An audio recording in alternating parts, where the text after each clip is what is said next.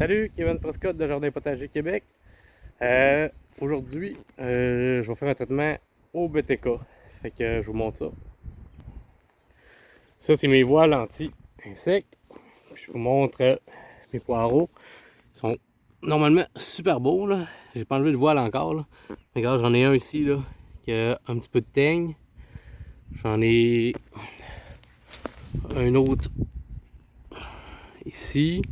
Je sais pas si vous voyez bien à cause du filet, là. Mais j'en ai deux, trois qui ont un petit peu de teigne. Ah, ici. Là, pourquoi? C'est que ces voiles-là, j'ai mis des petits crochets, là. À la base, c'était pour mes radis, là. Fait que, juste pour avoir de mouches du navet. Ça fait quand même très bien le job, j'en ai pas. Mais la teigne était capable de passer un petit peu en dessous. C'est des tout petits papillons, là. Fait que, je vais avoir un traitement au BTK à faire ici tantôt. Je vous montre en même temps mon ail.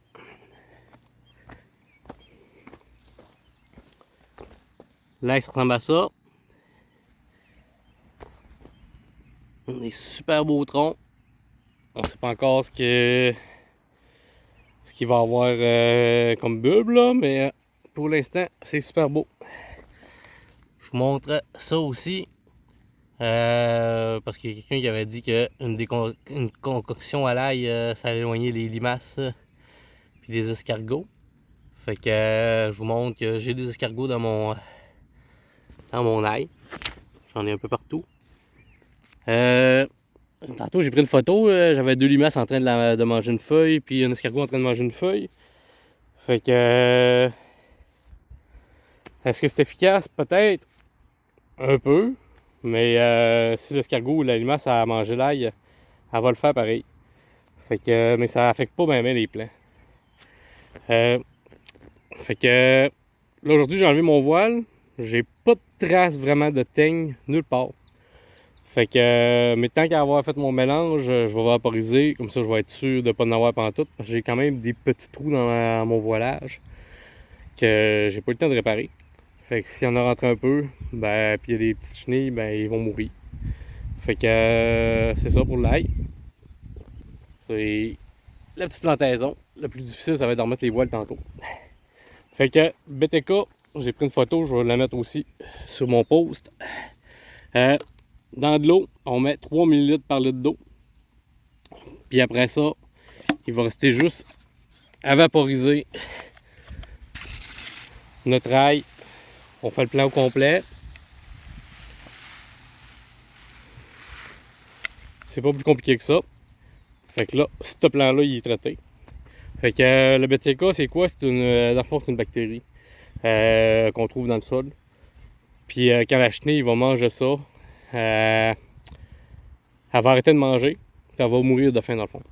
Fait que si vous n'avez, le BTK, ça fait contre les chenilles. Ça fait pas contre les larves de mouches, ça fait pas contre les limaces, ça fait pas contre les escargots, ça fait pas contre les pucerons, seulement les chenilles. Fait que le traitement est pas plus compliqué que ça. Puis après ça, on vérifie, puis il faut arroser environ aux 7 jours.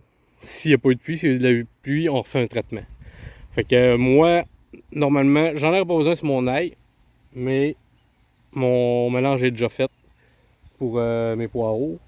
Fait que je vais en mettre sur mon ail, sur mes oignons quand même, puis sur mes poireaux.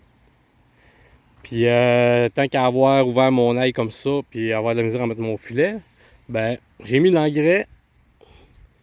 Puis à ce temps-ci de l'année, ce qui est important, c'est d'avoir un engrais qui va être plus riche en phosphore et en potassium.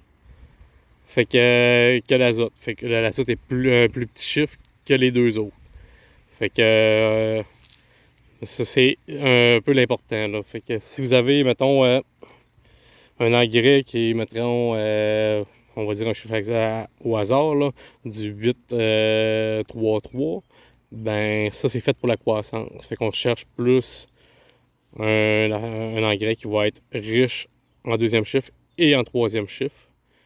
Fait que ça pourrait être du 4-3-8 ou peu importe l'engrais que vous prenez, tant que c'est plus fort en potassium, puis en phosphore. Fait que ça va aider aux bulbes à grossir, puis non à faire du vert, parce que la période de croissance, eux autres, est pas mal finie. Je vais vous montrer, là. Les fleurs sont commencées à sortir, fait que si les fleurs commencent à sortir, c'est qu'ils vont être rendus soit fleuris, soit faire le bulbe. Fait que c'est pour ça qu'on met du phosphore et potassium. Salut, bonne journée.